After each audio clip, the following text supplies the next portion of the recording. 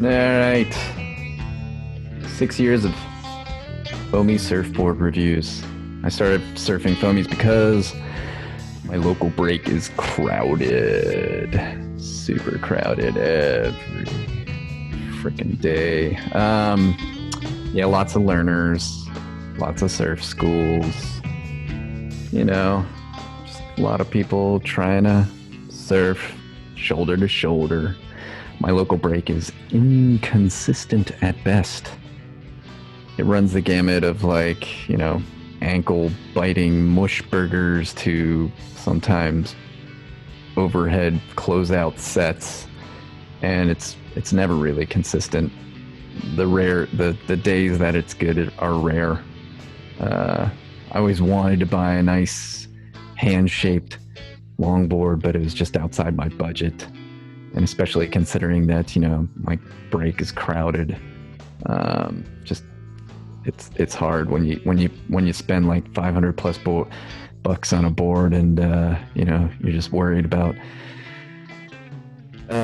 colliding with somebody and all that jazz. Craigslist secondhand boards. You never know what you're getting. You never know how it's going to work. You're getting something somebody else didn't want, really. It's all full of cracks, spider cracks, and who knows what's happened to it.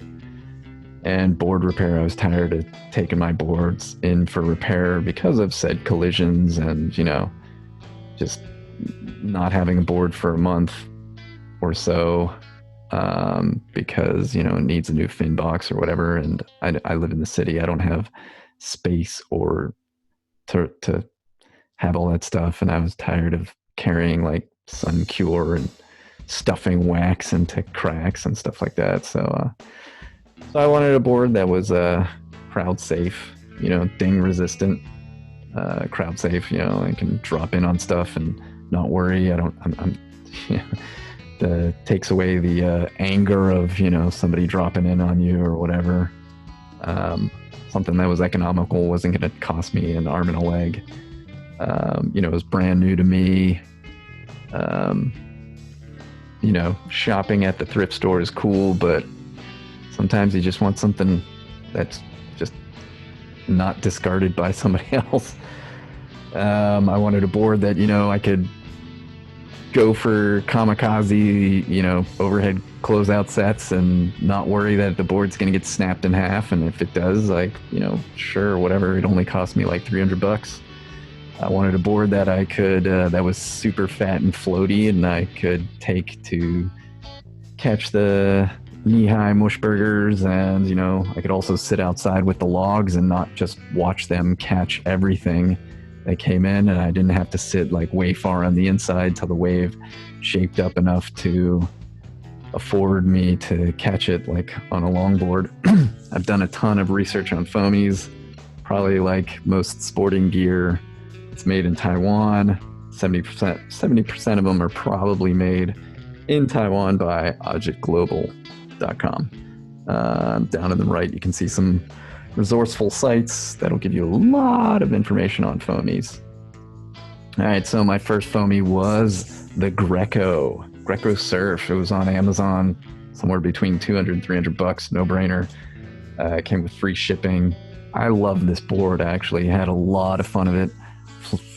Surfed it for years. It's stiff. It didn't flex like the old wave storms used to. You could just sit in the middle of a wave storm and just bounce up and down and feel the whole board just kind of flexing back and forth. It was light. The foam that's used in it is very light. The top film held wax well. You could just wax it down and know that the wax was going to be there at the end of the session. Only waxed it, maybe once every 2 weeks or whatever. Ding resistant. Love that about foamies, is that, somebody at your crowded break wrecks into you, or they're coming and you just ditch the board and you don't have to worry about hurting them. And, a hot glue gun, some packaging tape, and it's fixed. These boards did not take on water. The only thing I didn't like about these boards was that the bolt-through fins, these big clunky plastic things, you know, um, they're big and fat, and they probably create a lot of drag. Moving on to my second board, I bought this one because I was headed off to the Philippines, and sometimes when you're, going off to surf someplace, you have to rent a board there, unless you want to bring your own. And chance, like, the throwers breaking your board on the plane. I bought this one. It was on sale, had a low shipping cost. It had fin boxes, so you could swap out the flexi fins that came with it, which was cool. I tried this board out at my local break. It seemed a little too small for the mushy waves. I only took it out a couple times because I had the other one, the Greco, that just worked always. The only thing I didn't like about this board was that it has this like plastic top and the plastic bottom, so it just felt like this weird, Oreo cookie of like foam and plastic.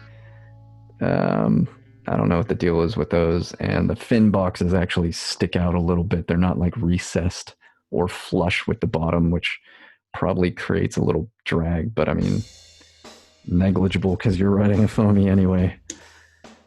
I actually left this board in the Philippines. Long story, but my buddy, who's a surf guide there, is using it to teach his kid how to surf, so that's kind of cool. Shout out to Brian and his kid, Jungle. All right, the next, as I was recovering from a broken collarbone, a friend of mine, she gave me this Wave Bandit Easy Rider. 72 liters. I mean, what's going to help you paddle and catch waves more than 72 liters? Again, this is another Agit Global made board. I think around the time it was less than $300, maybe around $300. This thing paddled like, it's just super easy. The top film or whatever, you could just wax it down and it didn't really come off. It was porous and just held it. Again, didn't really care for the bolt through fins, these plastic chunky things. I think on hers, she gave me permission to chop the fins down, so I reduced them to like 2 inches, which just kind of gives you a lot more slide around in the waves, more slide than the edgeless foamies normally do, if you can imagine that. I gave this board back to her. But it was a fun board. It was fun. And she was looking to, the friend who lent it to me, she bought another one of these. This is, if you remember the Greco, that first board. So Greco, I don't know what happened to them, but they disappeared, and then all of a sudden Alpenflow came up on Amazon, and it's basically the same exact board. So I got one of these. She bought it and she gave it to me because she didn't like it. Again, I love this board. I surfed it for years up and down the coast. It was, less than $300 off of Amazon, free shipping, paddled really well, stiff, light. The top layer held wax well, totally ding resistant. Again, didn't like the bolt through fins. It would be so awesome if they made one with fin boxes, but whatever. I actually broke this board in half surfing inside beach break waves, and it just finally, after years of just surfing this thing and not caring about it at all, finally just gave out and broke. And it was nice to see the wooden stringers inside and everything like that. After that board, let's see, I got Odyssey. This board I didn't really like that much. I don't know if it was just because it was a fish and I kind of got it too big for myself. But I only took it out a few times. It seemed to like waves with a lot more push in them. So my local break, when I would take it out for like the mushy stuff, I would just sit there and watch the longboarders catch everything and not get anything myself, which was kind of frustrating. So I didn't ride that much, this one that much. I bought it mostly because, I love the the whatever Wave Bandit, which is the same brand pretty much as the Odyssey Catch Surf ones. The fin boxes, I like the concept of being able to swap out the fins, and the fins that it came with were actually nice fins, solid construction. They weren't like those weird flexy beginner fins that you get, but the fin boxes do stick out a little bit, so it's not flush with the bottom, which probably creates a little drag, but which sometimes like speed really helps if you're on a foamy, because sometimes they don't go so fast. Which brings me to my next board, the INT. I bought one of these and I loved this board. Loved it. The 7-footer. The foam that it's made from is a little different, so it's a little heavier. But this board was great. It was super easy to paddle, stiff, and because it was heavier, I felt like it actually sat in the wave a little bit more. Like a lot of people complain about foamies that they just ride on top of the water and don't get in the wave. And this board, because of its weight, just felt like it really got in the wave. And I was like, I could trim waves really easy and get a lot of speed. People actually at my local break would come up to me afterwards sometimes and ask if it was finless, because they thought I was going so fast. I rode this board for years, surfed it up and down the coast, everywhere. But after a couple of years of surfing it, it eventually got waterlogged, which is a bummer. But, I sold it because foamies retain their value, and, sold it to somebody else who's carrying on the tradition. All right, then I got, probably like a couple months ago, I got the Mick Fanning Little Marley, and I love this board. It was on sale at the time, which made it a no-brainer. It's free shipping. Board is stiff. It's light. The top surface holds wax well. It's got recessed flush fin boxes, and it just feels like, a lot of attention was paid to make this foamy as close to, a real surfboard as you can get. And it's just a great board. Sometimes I do take it out and it is a little mushy at my local break, and I do sit there and watch a lot of other people on longboards catch what I wish I could have caught. But, when I do get waves, this thing rides nice. I like it a lot. Initially tried it with a fish configuration. I got the futures boxes, and the fish was a little too loose for me on the pitchy waves that I was riding. Switched to the thruster, and it definitely holds a lot more edge, if you could call it that. But yeah, really love the Mick Fanning. Highly recommend it. Great boards. Really nice construction. Love that the fin boxes are flush with the underside, so it feels a lot closer to, like, what a foamy surfboard should be. About a month ago, I got this Surf Tech Bomber, because the Marley just doesn't do as well in the really small mushy stuff, so I got the Bomber to try and stick all that mushy stuff. It was like $300, low cost shipping. It's stiff, it's light. It has FCS2 fin boxes, which is really cool because you can just pop out the fins, which makes it really easy to throw inside your car, or if you're doing your kook stack on top of your car, you can just stack boards on top and top, because you can just pull the fins out really easily. Popping up on waves that I have definitely noticed, stepping on the tail, it does get squirrely, which is interesting for a foamy. A lot of times it'll just slip right out from under me because I'll mistakenly step back on the tail and it'll just while out.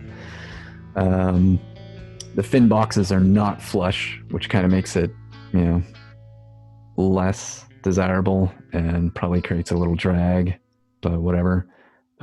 What's weird is the top sheet does, for me at least, doesn't hold wax well. Like I find myself having to wax this thing every time I go out, which is bizarre. The nose is big and fat, and because it's smaller, you know, your weight is more towards the nose. So I find a lot of times if I'm dropping in on these pitchy curling waves, the nose will, and I'm trying to go down the line, like the nose sometimes will actually get stuck.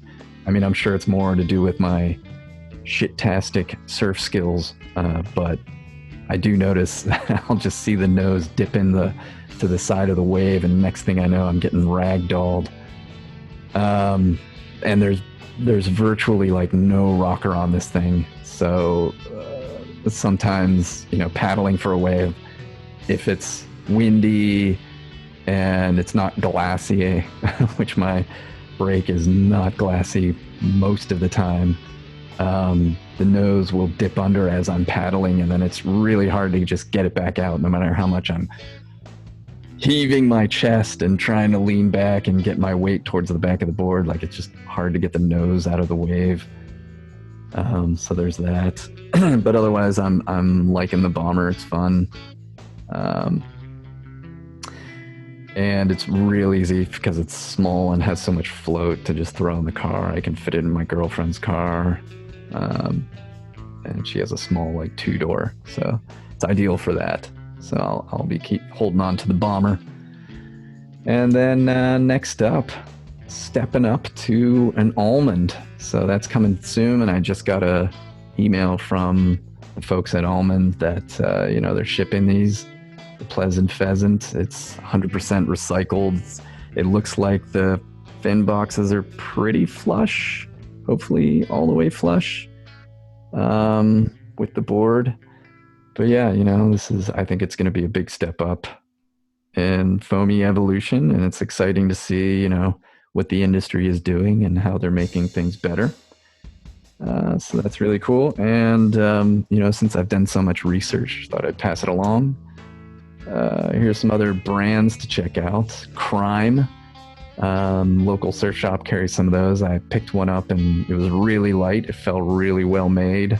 The one I was looking at was a little too small for my breaks, and I just didn't think it would work for me. I would be paddling and getting frustrated a lot, but they've got a whole line of boards. I think it's great to check them out. Spooked Kooks. Picked up one of those at a local surf shop, and it felt a little heavy, but you know, that was like some time ago, so I don't know what's happened since then. They're pretty hard to find. Boardworks Froth. I haven't seen these. They look pretty nice online. Doesn't look like, you know, just another wave storm. Hypto Crypto actually makes a soft top, so, you know, if you want to spend $500 on a soft top instead of just buying a Hypto Crypto, go for it. Channel Islands, you know, reputable brand, has also got some, they've done some hybrid soft tops, I think in conjunction with INT, and I think they've got was it Bethany Hamilton line of surf top or soft top boards. 88, famous for those finless surfboards. Got a lot of crazy videos and stuff to check out. Mullet, I think they're Australian. Formula Fun, I really was going to get one of their boards. They make these little fish boards that look really nice, probably comparative to the Almonds, but again, just too small for the break that I surf all the time. I think I would just be, it would be a great paddle practice, but I wouldn't get any surfing. Penny skateboards, they make something. I actually bought one off of Amazon, but I returned it because the day I got it, Amazon dropped their price by like $100. I wrote them asking like, hey, can you do me a favor and drop my price $100? But I never heard back from them, so I sent it back. But it seemed like you know, pretty much like a wave storm, different little different shape. Maybe it would be great for a beginner. The reason I bought it was because it had fin boxes, so you could swap out the fins. The fins it came with were these weird plastic chunky things with like a rubber surround. But you could potentially fit, I think, FCS 1s or futures in them. You know, it wasn't like a perfect fit, but they did fit, so you could potentially swap out the fins. Decathlon, I think they're like a sporting goods kind of store out of France or something. But they have a collection of foamies. Vision, I think I've seen one of these in a lineup. Don't know much. Doyle, I think, might be the same dude who, with Maury Boogie Boards, kind of started the whole foamy thing back in the 70s. Really haven't ridden one of those. And then, of course, you know, go on Amazon and just look up surf foamy boards, and you'll find Wavestorm, South Bay, Stormblade, blah, blah, blah, blah, blah. Again, probably most of those boards are made by Object Global. Cool. All right, have fun. Be nice. You know, be nice to your learners. They're a lot more receptive if if they drop in on you, you just paddle over and say, "Hey, are you a learner?" And they'll usually say yes, and then you just offer them some tips of how to stay out of the way. All right.